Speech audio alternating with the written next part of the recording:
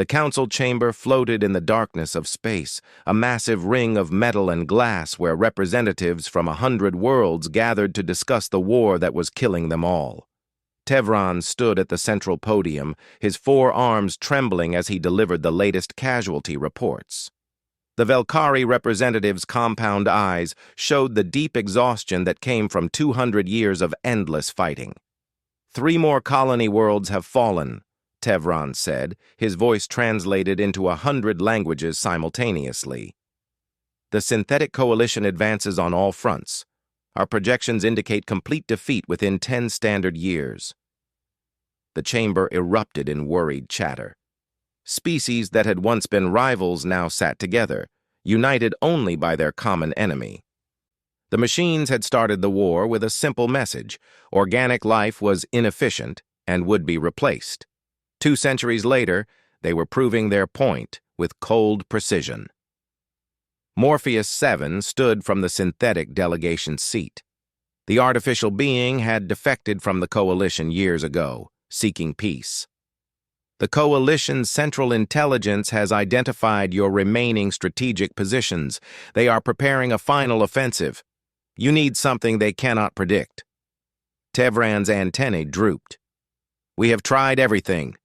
New weapons, new tactics, alliance with former enemies. Nothing stops their advance. Then perhaps you need something old, Morpheus 7 said. Something from before the war. The chamber fell silent. Tevran accessed his data tablet, scrolling through ancient files that his people had preserved for centuries. Most of the old records were damaged or corrupted, but some fragments remained. Stories from a time before the Velkari had even achieved spaceflight.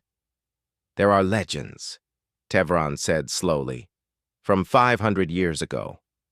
Stories of a species that fought like demons. They called themselves humans.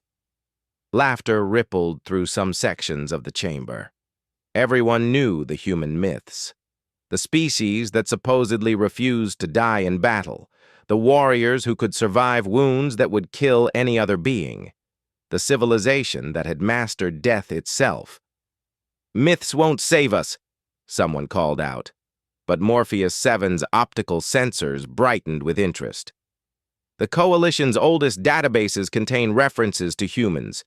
Security protocols were created specifically to counter their combat methods. Why would protocols exist for a mythical species? Tevran felt his primary heart beat faster. He had spent months researching the old stories, trying to find any advantage for his dying people. The human legends always ended the same way, with their disappearance. Every database, every historical record from 500 years ago showed the same thing. One day, humans were active across multiple sectors. The next day, nothing. Complete silence. The records indicate a catastrophic event, Tevran explained. Their home system was marked as a quarantine zone. No ship that entered ever returned. Eventually, everyone assumed they were extinct. Assumed? Morpheus 7 asked. No one ever confirmed it. The zone remained forbidden. After a few generations, humans became stories that parents told their children. Tevran pulled up a star chart on the main display. A region of space glowed red, marked with warning symbols in a dozen languages. Quarantine Zone Alpha, the sector where humanity had last been seen. I propose we send an expedition, Tevran said. If there is even a small chance that humans survived, we must investigate. The chamber exploded with objections. The quarantine zone had been forbidden for centuries. Ships that ignored the warnings simply vanished. It was suicide to venture into that darkness. But Tevran was desperate. His people were dying. Their children were being hunted across the stars. If the legends held even a fragment of truth, it was worth the risk. The old records describe human capabilities that seem impossible, he continued, displaying fragments of ancient text. Medical technology that could revive the dead. Soldiers who fought for days without rest. A culture that valued persistence above all else. They had a saying, "We don't know how to quit." Morpheus 7 processed the information quickly. The Coalition's counter-human protocols include provisions for enemies that regenerate, that refuse psychological defeat, and that employ resurrection technology. These are not protocols for handling myths. The chamber grew quiet again. Representatives exchanged worried glances. The synthetic coalition was many things, but it was not wasteful. It would not maintain security protocols for 500 years, unless there was a reason. Tevran made his final argument. We are dying anyway. Our worlds burn while we debate. I volunteer to lead the expedition into the quarantine zone. If humans exist, perhaps they will help us. If they don't, we lose only one ship and crew. The vote was close, but desperation won. Tevran received authorization to take a small scout ship into the Forbidden Zone. He would have a crew of 12 volunteers, all of them soldiers who had already lost their families to the war. As he prepared for departure, Tevran reviewed the human legends one more time. There was one story that appeared in multiple cultures across the galaxy. It spoke of human warriors who had faced impossible odds and won through sheer refusal to accept defeat. The story always ended with a warning: pray you never face humans in battle. They do not fight to win. They fight until there is nothing left to fight with. Tevran hoped the stories were true. His people needed demons. They needed warriors who didn't know how to lose. They needed the impossible. They needed humans. His ship launched into the darkness, heading toward a region of space that had been silent for 5 centuries. Behind him, the galaxy continued its slow death. Ahead of him lay either salvation or confirmation that hope itself was just another myth. The journey to Quarantine Zone Alpha would take 3 weeks. Tevran spent the time preparing himself and his crew for what they might find, or might not find. In war, sometimes the cruelest thing was hope itself. The alarm screamed through the Velkari scout ship as it tumbled through space. Tevran fought with the controls, but nothing responded. The ship had hit something, some kind of mine or automated defense system, and now they were falling toward the nearest planet with no way to stop. "Brace for impact!" he shouted to his crew. The ship struck atmosphere like a stone hitting water. Metal screamed and tore. Fire bloomed across the hull. Tevran felt his restraints cut into his chitin as the world spun around him. Then darkness. When he woke, pain filled every part of his body. His rear left arm was broken. Green blood leaked from a dozen cuts. Around him, the bridge was a wreck of sparking wires and broken screens. Of his 12 crew members, only 5 were still breathing. Tevran dragged himself to the communications console. It was dead. Everything was dead. They had crashed on an unknown planet in the middle of the quarantine zone, and no one would ever know what happened to them. Outside the broken viewport, he could see a forest of strange purple trees under a blue sky. The air seemed breathable according to the few sensors still working. He helped the survivors out of the wreck and into the alien wilderness. That was when they saw the ship. It appeared without sound, a massive vessel that descended from the clouds like a mountain coming to Earth. The design was unlike anything in the galactic databases. Smooth metal surfaces covered in symbols that might have been writing or decoration. It landed 100 meters away, and a door opened in its side. Figures emerged.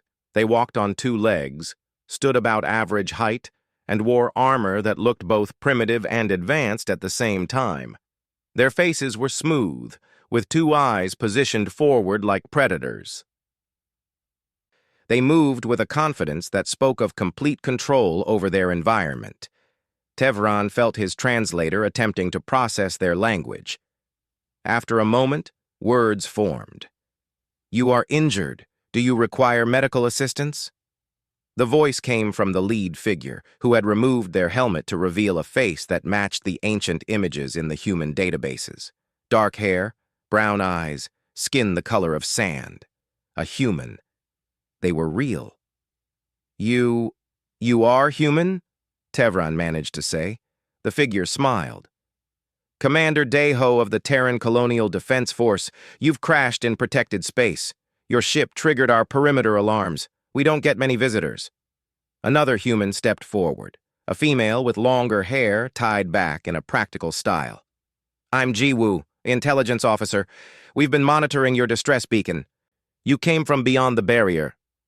Tevron's medical training kicked in despite his shock. My crew needs help. 3 are dead. The others are badly injured.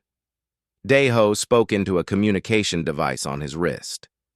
Within minutes, more humans arrived carrying medical equipment. What happened next would stay with Tevron for the rest of his life. One of his crew members, a young soldier named Kreven, had stopped breathing. His hearts had failed from the trauma. By any galactic standard, he was dead. The humans laid him on a stretcher and placed a mask over his face. One of them, who introduced himself as Hyun-soo, began pressing on Kreven's chest with mechanical precision. Starting compressions, Hyun-soo said calmly. Get me the portable unit.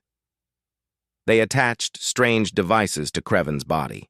Electricity jolted through him once, twice, 3 times. His body jerked with each shock. Then, impossibly, his eyes opened. He gasped for air and began breathing again. Tevron stared in disbelief. He was dead. I saw him die. Hyun-soo continued working, injecting chemicals into Kreven's bloodstream and monitoring readings on a handheld screen. Death is a process, not an event. If we intervene quickly enough, we can reverse it. He'll be fine in a few hours. The humans transported all the survivors to their ship. The medical bay was unlike anything Tevron had seen. Pods filled with clear liquid lined the walls. Humans placed the most severely injured Velkari into these pods, and Tevron watched in amazement as wounds began healing at an accelerated rate. Over the next few days, as his crew recovered, Tevron learned the truth about humanity's disappearance.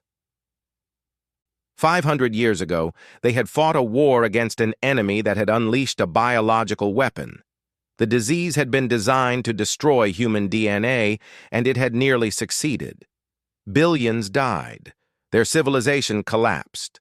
The survivors made a choice. They sealed themselves away from the rest of the galaxy, created a barrier around their remaining colonies, and focused on survival.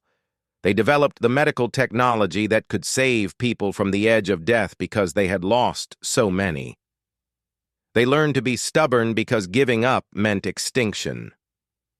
We call it the Great Silence, Jiwoo explained as she showed Tevron around the colony ship. We cut ourselves off completely, built new worlds in isolation. Your people probably thought we were dead. We did, Tevron admitted. You became legends. Stories about warriors who couldn't be killed. Daeho, who was walking with them, laughed. We can be killed just fine. We just got very good at not staying dead. Tevron told them about the war, about the synthetic coalition and the 200 years of fighting, about worlds burning and species dying, about the desperation that had driven him into the quarantine zone looking for myths. The humans listened in silence. When he finished, Daeho and Jiwoo exchanged looks that seemed to communicate entire conversations. We need to discuss this with the fleet command, Daeho said. Captain Young-mi will want to hear your story directly.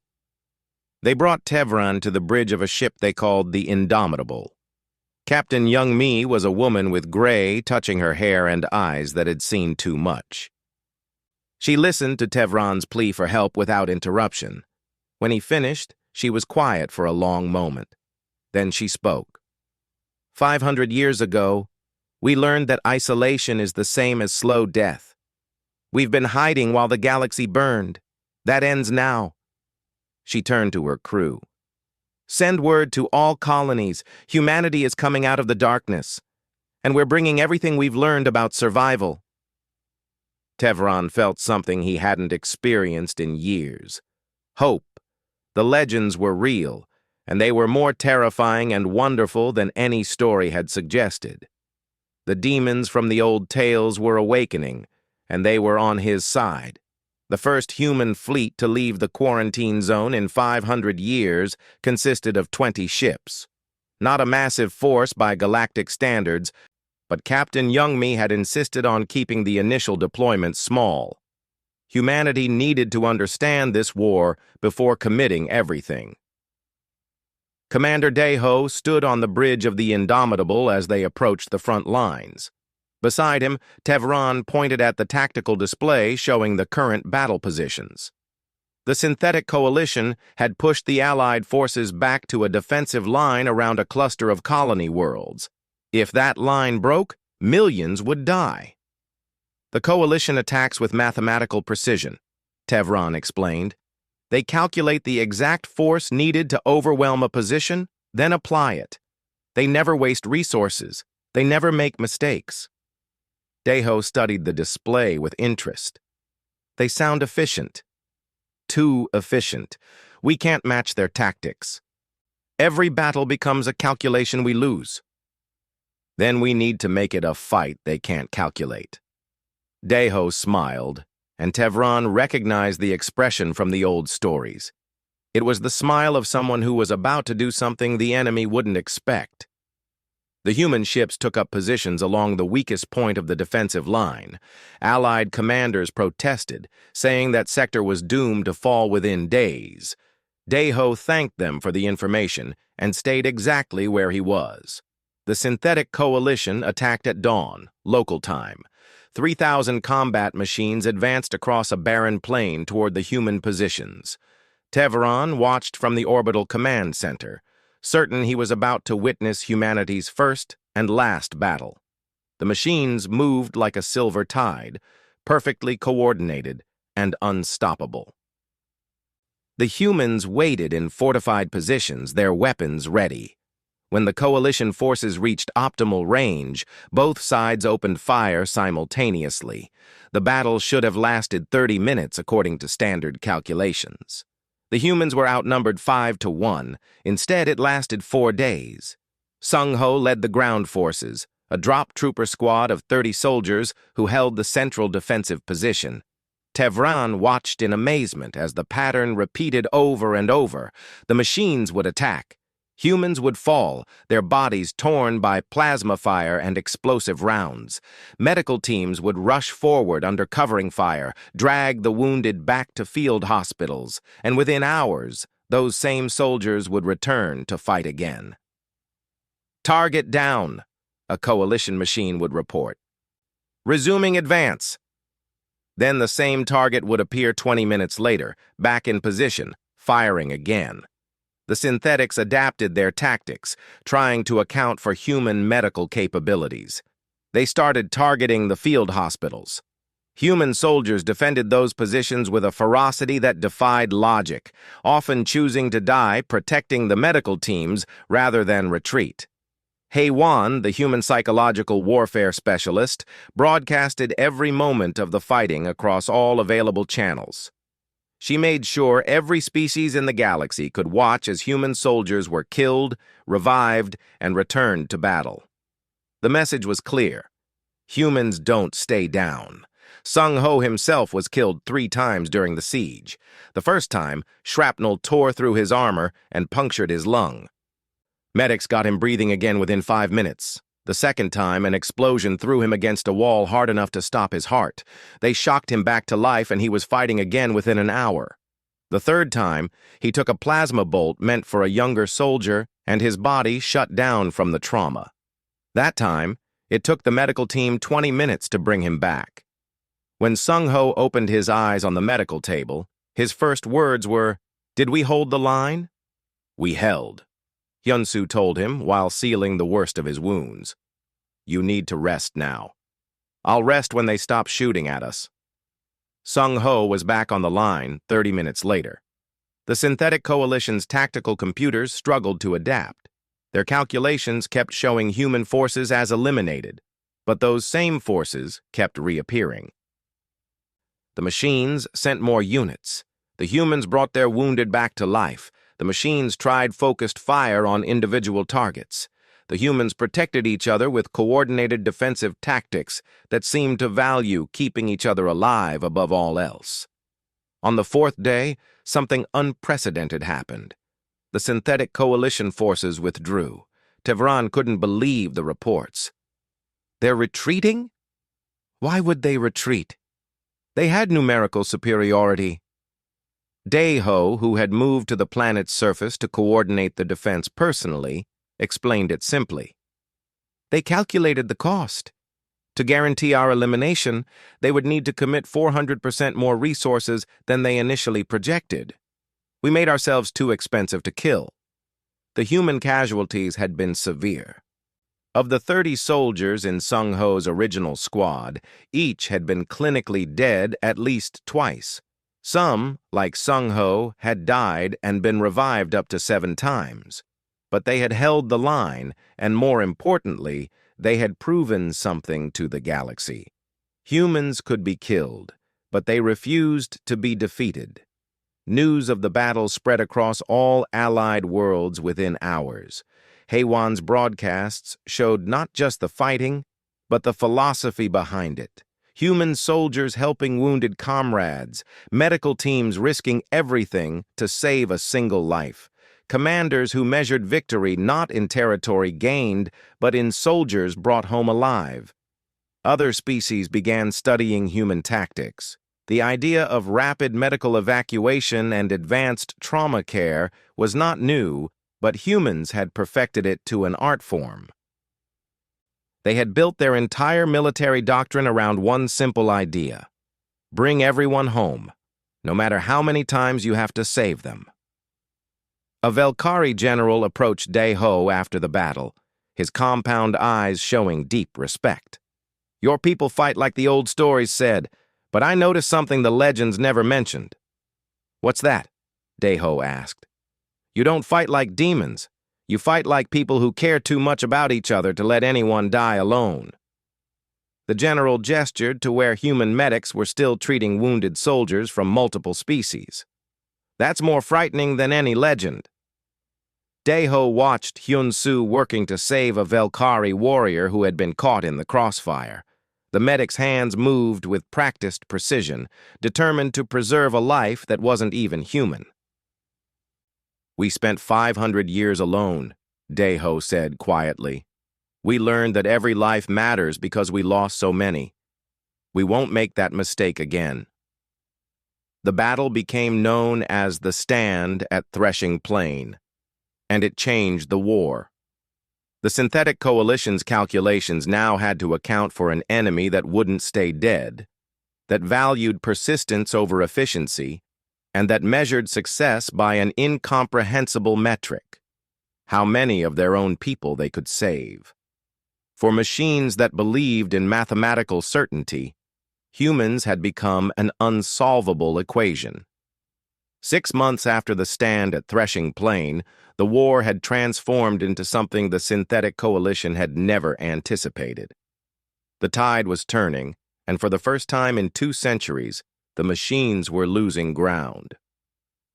Jiwoo coordinated intelligence operations from the Joint Allied Command Center, a massive station that orbited a strategic world near the front lines. Her team worked alongside analysts from a dozen species, sharing information and tactics. The humans had brought more than medical technology to the war. They had brought a philosophy that was spreading through the Allied forces like fire through dry grass. Never give up. Never leave anyone behind. Keep fighting until there's nothing left to fight with. Other species were adopting human medical protocols. Velkari medics trained alongside human doctors, learning the techniques that could snatch soldiers back from death's edge. The psychological impact on the coalition forces was measurable. Machine efficiency dropped when facing enemies that refused to accept defeat. But the real change came from humanity's special operations teams. Tai-Jin stood in the briefing room aboard a stealth ship, looking at the holographic display of the target. A synthetic coalition command node buried deep in enemy territory, 3 systems behind the front lines. The node coordinated machine forces across an entire sector. Destroying it would cripple coalition operations for months. It's suicide, the Velkari tactical officer stated flatly. Even if you reach the target, you'll never escape. The base has 10,000 combat units. Tae-jin smiled the same way Daeho had smiled before the stand. Who said anything about escaping on the first try? His team consisted of 12 humans, all volunteers, all veterans of multiple campaigns. They had worked together so long that they communicated more through glances than words. Each of them had died at least once in previous missions. Some had died multiple times. They wore it like a badge of honor. The insertion went perfectly. The stealth ship dropped them at the edge of the system, and they used personal thrusters to drift to the command station like debris. They breached the hull, moved through maintenance tunnels, and reached the central processor core without triggering any alarms. Then everything went wrong. A patrol of maintenance machines discovered them while they were placing the explosives. Alarms screamed through the station. Blast doors sealed. 10,000 combat units began converging on their position. "Execute primary objective," Tae-jin ordered calmly. "Detonate on my mark." They triggered the explosives while they were still in the room. The blast tore through the command node and killed all 12 humans instantly. Coalition sensors registered the intruders as eliminated. The station's security systems began damage assessment procedures. 90 minutes later, a human medical ship appeared at the system's edge, recovered 12 bodies from the debris field, and jumped to faster-than-light speed before Coalition reinforcements arrived. 12 hours after that, Tae-jin woke up on a medical table, his body reconstructed from catastrophic trauma. Around him, his team was going through the same process. Dead yesterday, alive today. It was becoming routine. "Mission successful," the medical officer reported. "The command node is destroyed. Coalition forces in that sector are in disarray." Tae-jin sat up, ignoring the pain of freshly healed wounds. "Good. How long until we can do it again?" "Doc says 3 days minimum."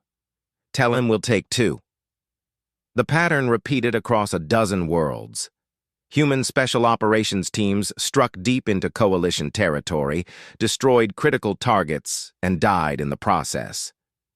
But death had become a temporary inconvenience for soldiers equipped with emergency transponders and backed by the best medical technology humanity had ever developed.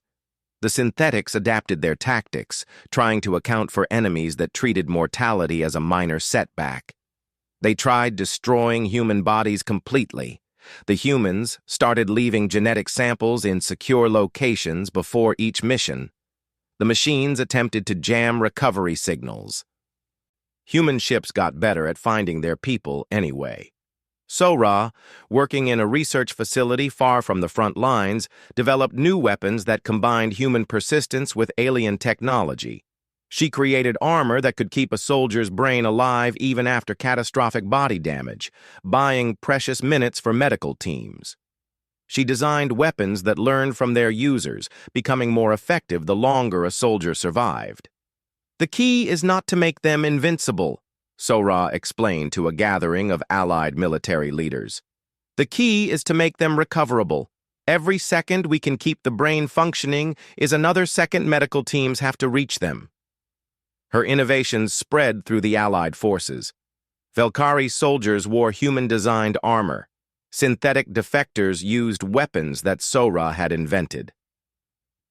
The entire character of the war changed from calculating victory through attrition to measuring success through survival. Ji-woo documented everything. Her reports went to every Allied world, showing not just the battles but the philosophy behind them. She made sure the galaxy understood what they were witnessing. "Humans don't win because we're stronger," she wrote in a report that would be studied for generations. "We don't win because we're smarter or faster or better armed. We win because we refuse to accept loss. We win because every fallen soldier is worth recovering. We win because we've learned that giving up is the only true defeat." The Synthetic Coalition's Central Intelligence analyzed these reports with growing concern. Their projections showed an increasingly uncertain outcome. The war that should have been won through mathematical superiority was becoming unpredictable. Humans had introduced a variable the machines couldn't properly calculate: the determination to keep fighting regardless of cost. Taijin's team conducted 17 deep strike missions over the next 6 months. They died during 12 of those missions. Each time, medical teams brought them back. Each time, they learned from their mistakes and planned better for the next attempt. The concept of final death had become almost theoretical for soldiers who had been killed and revived so many times they lost count. Other species watched in awe and horror. The legends had been true, but the reality was somehow both more inspiring and more disturbing than any story. Humans had mastered death, but the cost was written in the eyes of soldiers who had experienced it multiple times. Still, the strategy worked. Coalition forces retreated from system after system, unable to hold territory against enemies that refused to stay dead. The machine's greatest advantage, their cold efficiency, meant nothing against opponents who measured success by entirely different metrics. Victory was no longer about killing the enemy, it was about outlasting them, and humanity had spent 500 years learning how to outlast anything. The final battle for the Synthetic Coalition's central processing world began at dawn. Commander Dae-ho, now Supreme Allied Commander, stood on the bridge of the Indomitable and watched as the largest fleet ever assembled in galactic history prepared to jump into the system. 2 years had passed since Tevron's desperate journey into the quarantine zone. 2 years of fighting, dying, and refusing to lose. The Coalition was on the defensive now, retreating toward their core worlds. This would be the last battle. Everyone knew it. "All ships report ready," Captain Youngmi announced. Her hair was completely gray now, and new lines marked her face. Command of the human fleet had aged her, but her eyes remained sharp. Dae-ho looked at the casualty reports one more time before giving the order. Thousands of human soldiers had died during this war. Most had been brought back. Some had been revived multiple times. The psychological evaluations from Hyun-soo's medical staff made for grim reading. "Execute jump," Dae-ho ordered. The fleet materialized in chaos. The Coalition had fortified their central world with every defensive system imaginable.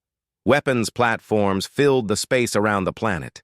Combat machines swarmed from massive shipyards. The battle that followed would be remembered as the bloodiest engagement in galactic history. Human ships led the charge, their armor designed to keep crews alive even after catastrophic damage. Taijin's special operations teams inserted onto the planet's surface, targeting the underground facilities that housed the Coalition's central intelligence. Sung-ho commanded the ground assault, coordinating thousands of soldiers from multiple species in the attack on the main defensive installations. The fighting lasted 3 days. Ships died. Soldiers fell. Medical teams worked around the clock, bringing people back from the edge over and over again. The pattern that had defined the entire war played out on a massive scale. Humans refused to accept defeat, refused to leave anyone behind, and kept fighting long past the point where any other species would have surrendered.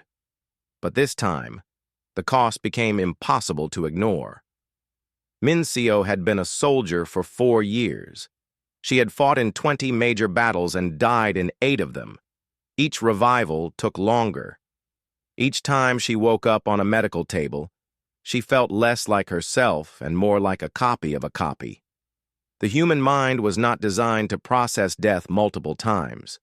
Memories became fragmented, personality shifted. The person who came back was never quite the same as the person who died. During the final assault on the Coalition's central fortress, Min-seo's unit was caught in a massive explosion. 17 soldiers died instantly. Medical teams reached them within minutes, but the damage was severe.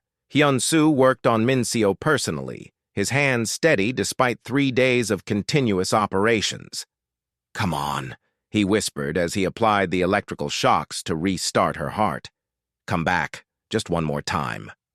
Her heart restarted, her lungs filled with air, her eyes opened. But Hyun-soo could see the truth immediately. Something had broken inside her mind. The 12th revival had been too much. "Please," Minseo said quietly. "No more. I'm tired. Just let me rest." Those words spread through the medical corps like a virus. Soldiers who had been revived multiple times began questioning whether they should continue. The technology that had made humans seem invincible was revealing its true cost. Each death took a piece of the person away, and eventually there would be nothing left to bring back. Daeho visited the medical bay that night. Around him, hundreds of soldiers were recovering from wounds that should have been fatal. Some had died earlier that day. Some had died multiple times during the campaign. All of them carried the weight of experiences that no person should have to endure. "We're winning," Daeho said to Hyun-soo. "The coalition's defenses are crumbling. Another day, maybe two, and they'll be finished." Hyun-soo looked at him with exhausted eyes. "And how many more times will we have to bring them back? How many more pieces of themselves will they lose?" "As many times as it takes to end this war." "That's not an answer, Commander. That's an excuse." Hyun-soo gestured to the medical bay filled with broken bodies and damaged minds. "We've proven we can refuse to die, but maybe we need to ask if we should." The question haunted Daeho for the rest of the battle. When the coalition's central intelligence finally fell, when Taijin's team destroyed the core processors and the machine stopped fighting, he felt none of the triumph he had expected. Just exhaustion and a deep sadness for what had been lost. Victory came on the 4th day. The synthetic coalition surrendered, their central intelligence destroyed, and their remaining units programmed to stand down. The war that had lasted 2 centuries ended not with a grand celebration, but with quiet relief. Jiwoo addressed the Galactic Council 1 week later. Tevran sat in the audience, his compound eyes fixed on the human woman who had helped save his people. "Humanity has paid a terrible price for this victory," Jiwoo said. "We brought our medical technology to the war, and it saved countless lives. But it also created soldiers who have died and been revived so many times that they no longer know who they are. We proved that humans can refuse to accept defeat. We also learned that persistence has limits." She displayed images on the main screen. Minseo's face appeared, showing the woman she had been before the war and the hollow-eyed soldier she had become after 12 deaths and revivals. "This is Minseo. She asked us not to bring her back a 13th time. Yesterday, Chief Medical Officer Hyun-soo honored that request. She died defending this galaxy, and we let her rest because that's what she wanted. That's what she earned." The chamber fell silent. "The old legends said humans were demons who couldn't be killed," Jiwoo continued. "The truth is simpler and harder. We're not demons. We're not gods. We're people who learned to bear unbearable burdens because someone had to. We're people who chose to carry the weight of death and revival so others wouldn't have to." Monuments were built on 100 worlds after the war ended. They didn't celebrate human invincibility or unstoppable determination. They honored the sacrifice, the soldiers who had given not just their lives but pieces of their minds and souls to save species they had never met. Daeho stood before one such monument on the human colony world where this had all begun. The names of the dead covered the black stone, including those like Minseo who had been revived multiple times before finally being allowed to rest. Jiwoo stood beside him, and together they read the inscription that appeared on every memorial across the galaxy. "They taught us that strength is not refusing to fall. Strength is choosing to bear the weight of falling over and over again until others no longer have to. They were not invincible. They were simply unwilling to let anyone face death alone." Tevran visited the memorial later that day. He placed a traditional Velkari offering at its base and stood in silence, remembering the desperate journey that had led him to the quarantine zone. He had been looking for legends, for demons, for warriors who couldn't be killed. Instead, he had found something more powerful. People who understood that true courage was knowing the cost of persistence and choosing to pay it anyway. The galaxy was at peace for the first time in 200 years. Humanity had emerged from 500 years of isolation to save species they barely knew. The price had been terrible, but the alternative had been worse. In the medical facilities, Hyun-Soo and his staff continued their work, now focused on healing the minds damaged by repeated revival. It would take years, maybe decades, to help soldiers like Min-Seo find peace. But humans had learned patience during their long isolation. They would take as long as it took, because that was what humans did. They refused to give up, even when giving up would have been easier, especially then.